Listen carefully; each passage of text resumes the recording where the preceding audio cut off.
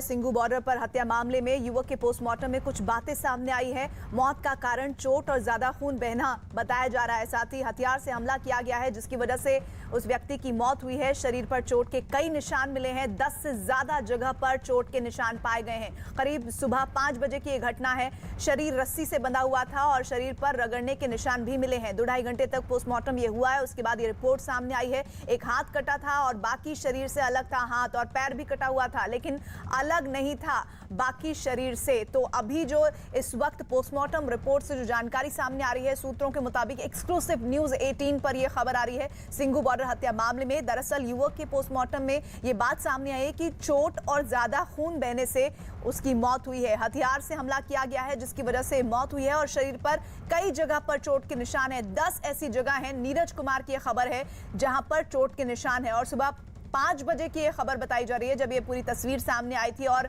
पूरा दहशत का माहौल इस वक्त बन गया था। हमारे साथ हमारे सहयोगी नीरज इस खबर पर जुड़ गए हैं। नीरज, पोस्टमार्टम रिपोर्ट में ये इनिशियल जानकारी के साथ और क्या-क्या डिटेल्स हैं? देखिए, यही जानकारी अंतिम रिपोर्ट में भी आएगी। कोई प्रारंभिक रिपोर्ट अभी तैयार नहीं की गई है प्रीति, लेकिन यही रिपोर्ट का मुख्य बातें जो होंगी रिपोर्ट की यही बातें होंगी जिसमें पहला कारण मौत का ये बताया गया कि चोट लगने और खून बहने से मौत हुई है।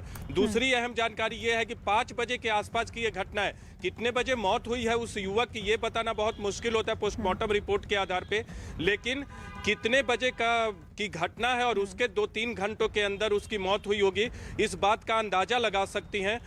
तीसरी अहम बात यह है कि कई मल्टीपल चोटें, धारदार हथियार से हमला किया गया, कई चोटें, मल्टीपल चोटों की बात तो हम लोग सुन ही रहे थे, देख ही रहे थे वीडियो फुटेज में, लेकिन 10 से अधिक जगह शरीर पे चोट के यानी गंभीर चोट के निशान है। और पोस्टमार्टम जब होता है प्रीति तो 2 से 3 निशान अगर आपके शरीर पे अधिक हो तो उससे मल्टीपल इंजुरीज की श्रेणी में रखा जाता है पोस्टमार्टम रिपोर्ट में।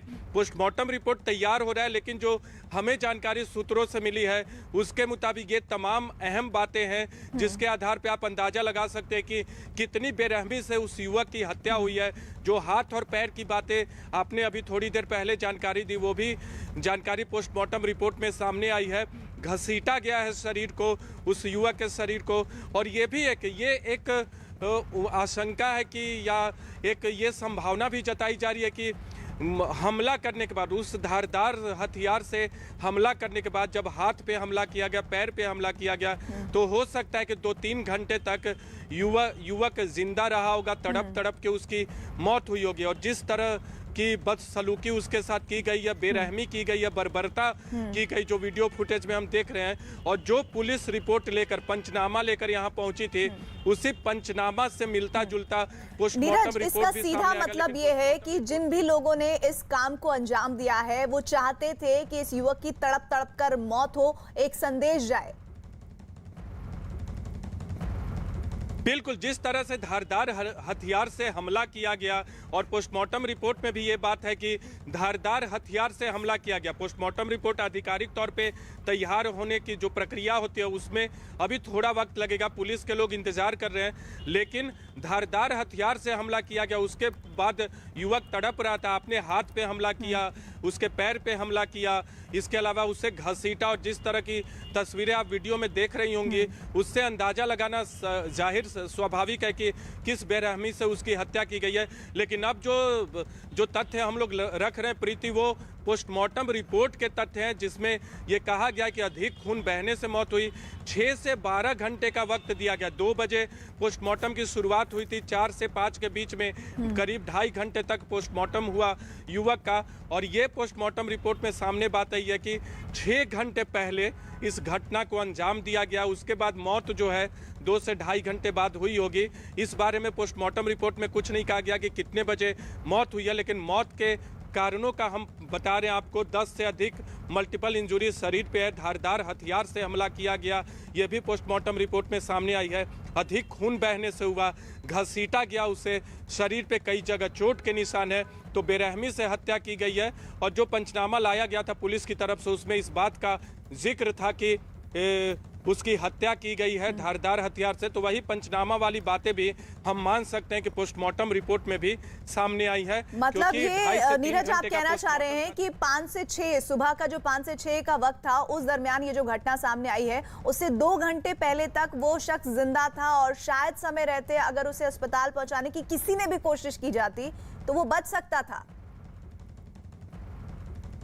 नहीं प्रीति, ये क्लैरिटी यहाँ दे दूं, 5 बजे के आसपास उस पे हमला किया गया, जो यहाँ डॉक्टरों ने माना है, डॉक्टरों ने पोस्टमार्टम रिपोर्ट में देखा है। हो सकता है कि 7-8 के बीच में उसने दम तोड़ा होगा, शरीर में सांस तो रही होगी लेकिन दम तोड़ा होगा 7 से 8 के बीच में। ये पोस्टमार्टम रिपोर्ट में कहा नहीं गया, इतनी एक्यूरेसी नहीं होती। लेकिन एक और चीज, शरीर बंधा हुआ था युवक का, ये भी पोस्टमार्टम रिपोर्ट में सामने आया। तो 4-5 जो महत्वपूर्ण तथ्य हैं, पहला ये कि उसकी मौत जो है अधिक खून बहने से हुई। दूसरा महत्वपूर्ण पहलू ये है पोस्टमार्टम रिपोर्ट का कि 10 से अधिक जगह पे उसे मल्टीपल चोटें आई थी उस युवक को। तीसरी महत्वपूर्ण बात यह है कि उसके शरीर को घसीटा गया, यानी बर्बरता पूर्वक उसके शरीर पर हमला किया गया, धारदार हथियार से हमला किया गया। और 5वां महत्वपूर्ण पहलू है हमारे साथ बने रहिए। सिंघू बॉर्डर से हमारे साथ हमारे 2 और सहयोगी भी जुड़े हुए हैं, अमित जुड़े हुए हैं, साथ ही आनंद जुड़े हुए हैं।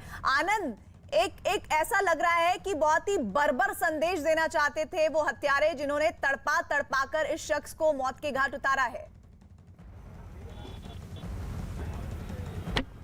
जी देखिए प्रीति, ये बात अब किसी से छुपी नहीं है कि जो भीड़ तंत्र है उसने कानून को हाथ में लिया। जो प्रदर्शन साइट थी वहां पर प्रदर्शनकारियों के बीच में से ही कुछ लोगों ने इस शख्स को बुरी तरह से पीटा, इसको लाठी डंडे और धारदार हथियारों के साथ पीटा। उसके बाद लोहे के बैरिकेड्स पे टांग दिया गया। और ये हम नहीं कह रहे हैं, ये सरकारी दस्तावेज कह रहे हैं। जो एफआईआर दर्ज हुई है कोंडली पुलिस स्टेशन के अंदर, उसमें बाकायदा इस बात को मेंशन किया गया है कि किस तरह से उसे बर्बरता के साथ पीटा गया और उसके बाद उसकी हत्या कर दी गई।